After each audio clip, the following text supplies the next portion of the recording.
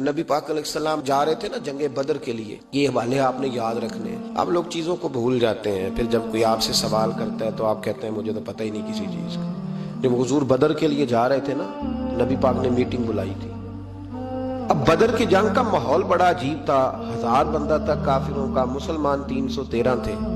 وہ اسلحے سے لیس تھے، ایک ایک آدمی کے پاس 3 قسم کا اسلحہ تھا، تلوار بھی ہے، نیزہ بھی ہے، تیر بھی ہے۔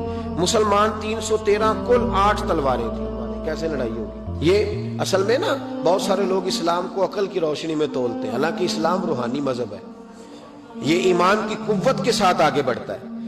6 زرہیں، 8 تلواریں، نظام کیسے چلے؟ حضور نے دیکھا، فرمایا بولو بھائی کیسے لڑنا ہے؟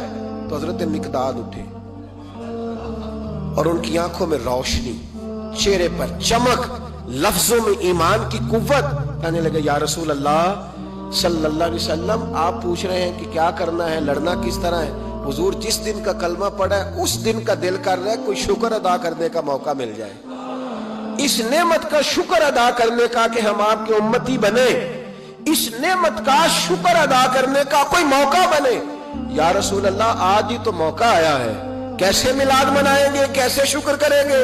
کہ یا رسول اللہ تیرے قدموں پہ جان قربان کریں گے اور تیرا امتی ہونے پر اللہ کا شکر ادا کریں گے۔